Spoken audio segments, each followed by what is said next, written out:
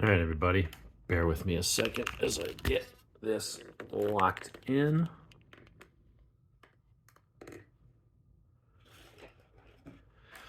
All right, let me get this aimed properly. I noticed one of my other videos, the damn thing was all crooked like. So let's see, does that look straight? It looks straight on the camera. So we'll see if it shows up that way. I'm trying to get it lined up. All right. Yeah, time for another Spyderco review.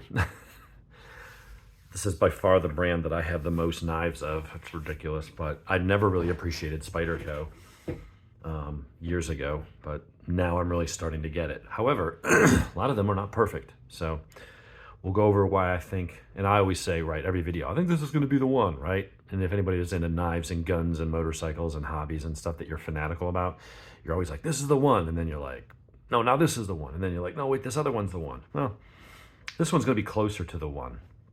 And I'll tell you why, because there are some things I love about all these other knives, and I do carry most of these fairly frequently. But yeah, we'll go into what's different about this one. So I've got everything from a Manix 2 lightweight, we've got a native 5 lightweight, we got a Para 3 lightweight, a Tenacious lightweight with S35VN, and then I've got a PM2 that's got the standard G10 handles, and then I've got a Delica, and then I've got a what the shit is that? Ladybug 2? No, the other one, Dragonfly 2. And so I'm always looking for that optimal mid-size, because these are great. And if you're out camping or doing something and you want that bigger knife, or you're in an area where you can't carry a gun and you want a little bit big, more tactical fighting type knife, not that I suggest getting into knife fighting, because most of us are not really trained for that. But if it's that or nothing, and then you got something big like the Manix 2, which I like a lot because it's a big, nice, strong knife, but it's also very light for its size. But the one on paper that I've always thought, okay, that's going to be the one, would be the PM3, because it's all the things you like about the PM2, but the lightweight of like the lightweight Manix and the natives, but it's got that blade shape and the choil and stuff. Here's the problem I have with this. This knife is very good. I love this knife. However, it has a flaw, and it may be a flaw that's specific to the lightweight version. In this case, maybe I should have gotten the PM2 with different scales. But here's the problem with it. Notice how the edges here are all very rounded and shiny. It's smooth. It feels comfortable in the hand. But there's something weird going on with the texture on this, in that all those textures there in that, they're all angled this way. So this way, it's slick. This way, let me hear the difference. And then I go the other way, and you see it grips. So it grips in one direction and not the other. And it's a small handle, so there's minimal. There's this piece here that isn't grippy. There's a little bit of grip here in one direction. There's a little grip here in the other direction. And even then, it's not a ton of grip. But the sides are all like really slick, very, very smooth. And so with this knife, I'm always feeling like I have to grip it hard, because it's like holding a bar of wet soap. It works well. It's the right size. The ergonomics are pretty damn good. Although there's a little bit of pinching between that piece and here, unless I let my hand kind of hang off. But it's a good size. Everything about it I like, other than that really slick handle. So I was over riding around yesterday, and I was like, I wanted to check out one of these. This is the Sage 5 in carbon fiber. Roughly the same size, right? But it's got the grip. So here's what I like about it. We'll do some size comparisons. This weighs about 3.2 ounces. So even though it's carbon fiber, it does have steel underneath. And then it does have an S30V blade. They call it a leaf pattern, I guess. But when you look at it, I mean, that is closer to a spear point than anything. So I guess a spear point would be it's symmetrical. It's like 98% symmetrical. So it's almost a spear point. They call it a leaf pattern, whatever. It's got the finger choil, it's got the jimping, a little bit of a thumb ramp. And what I like about it is that I get the grip, I get the feeling, all the things that I was hoping to get out of this, but it just doesn't, when I go to grip it, half the time I feel like I'm gonna drop it, because this is so slick. And when you have to shift your grip to manipulate it, then a lot of times, you might be actually gripping it by the part that's slick, and I've almost dropped it a couple times. I think the regular PM2 would have been fine. But in any case, Nice, now this is brand new, so I still gotta, kind of break it in. But nice snappy action. It's on phosphor bronze washers, like most of the Spydercos. And some people, are like, oh, big about the ceramic ball bearings, and that's great for the fidget factor. But in a knife, it's gonna get pocket lint, dirt, grit, that the ball bearings can get a little gummed up and stuff. As far as the size goes, we're looking at just about, oh man, I got this damn thing upside down. Let's go over here. Am I gonna, well, hold on. Can I just shift this around? Yeah, that worked real well. Let's see. On the fly. I'm not gonna re-record it. We'll just keep that in like it's a blooper reel. So let's see, it looks like I got that roughly straight. So we are looking at a blade that's just a scooch under 3 inches, and the cutting edge is about almost 2 3/4. So it's right in that small friendly EDC size, but with that finger choil, if I had to grip it like this, I can get a full hand, and something about that is just a little bit of a softer contour so it doesn't dig into my knuckle when I grab it that way. But then when you choke up on it, it's great. And that's always the issue I have, not an issue, but like with the PM2, if you're trying to be small and minimalist, I mean, there I can get a big grip with grips sticking out on other hands. And then when you choke up, it's like I got almost an inch of space just kind of wasted there. And that's fine, if you're in an area where you're not concerned about concealing and things like that, and you had to use it, you want it as discreet as possible. And if you're out in the woods, you're camping or in the yard or whatever, you don't care. You got this big giant grip, and it's a great knife.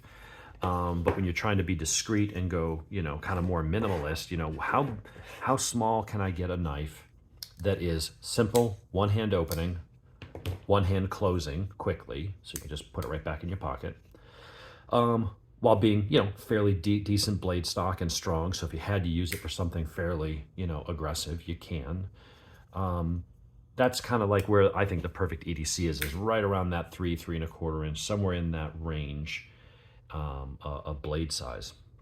And I have that with the native, but it's a slower opening, and then it's extra moves to get it closed. So, but still a good knife, and certainly very strong and very good. The ergonomics, again, when I grip it in a full hand grip, that point right there pokes into that knuckle, so not really comfortable. So you got to some of these knives, you kind of have to use it in that choked up type of a grip. Something like the Tenacious, I don't. I can very comfortably hold it like that and get in there and cut. But this, very nice high flat grind, comparing it really to this, because that's really what this was all about. The blade is slightly thinner, so it might not be quite as tough and robust and hard use as this, but this also just has, FRN handles, whereas you got carbon fiber over steel. You both have compression locks, so that's good. They've both got the same kind of wire clip, which some people like. I don't mind it. Some people don't like it. They both got a ramp and a finger choil, slightly different blade shapes. As far as cutting edge goes, we're not talking about much of a difference. I mean, a couple millimeters, no big deal. So really, this is kind of like where for me, the PM3, the slightly different contours of the handle. It's ever so slightly thicker through here on this one because of it just is. So for me, this one does just fit my hand a little bit better. When I choke up on it, it's very good. If I'm back here, it feels good. Do a quick sharpness test. Yeah, it's a Spyderco. Of course, it's going to be sharp. Push test all day long. I say that, and then I hit a part that doesn't cut because the piece of paper was curled a little bit. Definitely pretty sharp. Yeah, very sharp blade out of the box. It's S30V, so it's good quality steel. And this one is made in America, in Golden, Colorado. But yeah, I would say, now if I had a PM3 that was with G10 or Micarta, so it had the more grip, would I have gone and gotten this? I don't know. I mean, the blade, it's a little bit of a different blade shape and stuff, but I mean, they both do basically fit the same role. They're almost identical in size. I mean, when you look at it, where it fits in the range here, we're talking, let's put the tips, just the tips right there on that line. I mean, we're almost identical as far as overall size. And it's right there. They're, I mean, ever so slightly bigger than the native. And that's, I mean, we're talking, again, millimeters. You compare it to the big boys here, like the Spyderco PM2, it's a good bit smaller. We compare it to the Manix 2 Ultralight, yeah, it's a good bit smaller. Even the Tenacious here, good bit smaller. So very pocketable, very friendly, really nice blade, little thinner than some of the others, so this should be just an amazing little slicer. Got a really nice direct spear point for piercing tasks. I mean, you're just boom, right in there. The action is smooth, it's almost drop free, you know, brand new. Just push the lock and boop. Lockup is really good. No wobble or anything up and down or anything. Basically, if you know, I mean, I'm assuming you're watching this, you're familiar with Spyderco's. The compression lock is basically a frame lock or a liner lock. It's just on the other side, which is nice because then you're never having to put your hand in front of the blade to close it. Here, you start dropping it, and you can do it safely. But here, if you're in a panic or you're in a hurry, you can start to close it on your thumb. I like having knives like this. Your fingers out of the way. Boom, close it. Same thing with the PM3. Boom, close it. Your hands out of the way.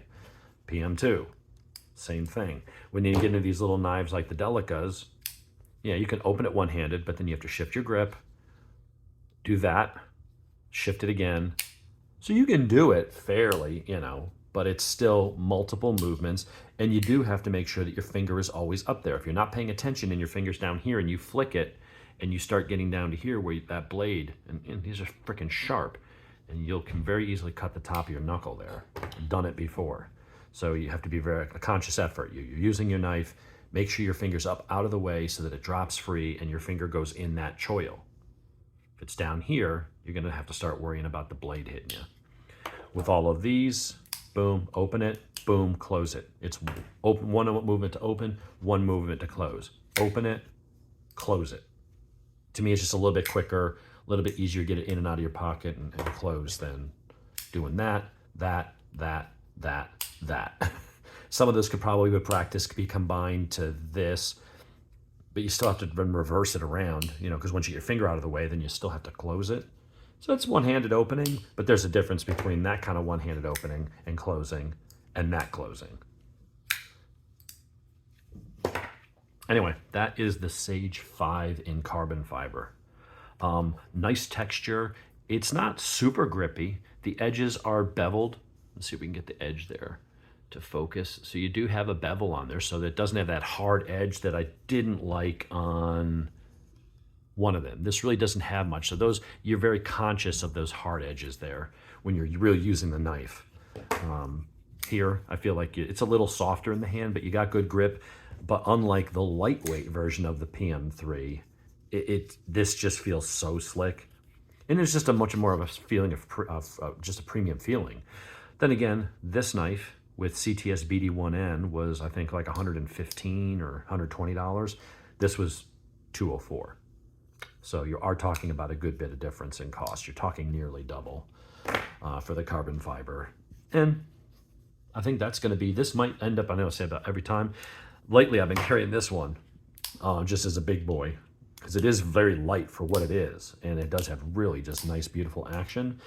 But I was like, you know what? There's times where that's a big chunk difference in your pocket. If you got a pack of breath mints or keys or something like that, it's thicker. It's physically a thicker, wider knife. It's bigger this way. It's longer, and the way they do it with the finger choil, I can get a whole damn grip on that thing. And still have a good size working blade.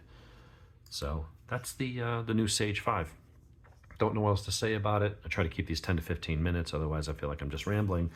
But compared to all of these, this does have some of the better elements. It has that size and feel of the PM3 and that sense of strength and utility and a little bit of tacticalness, but the grip is a lot more confidence inspiring. I don't feel like this is about to spin out of my hand.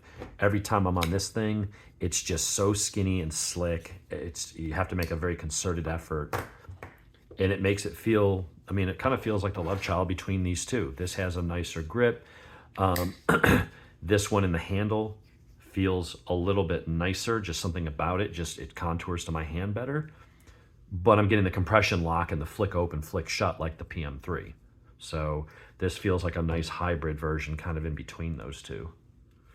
But anyway, that's all we've got. That is the new, well, new to me, Sage 5.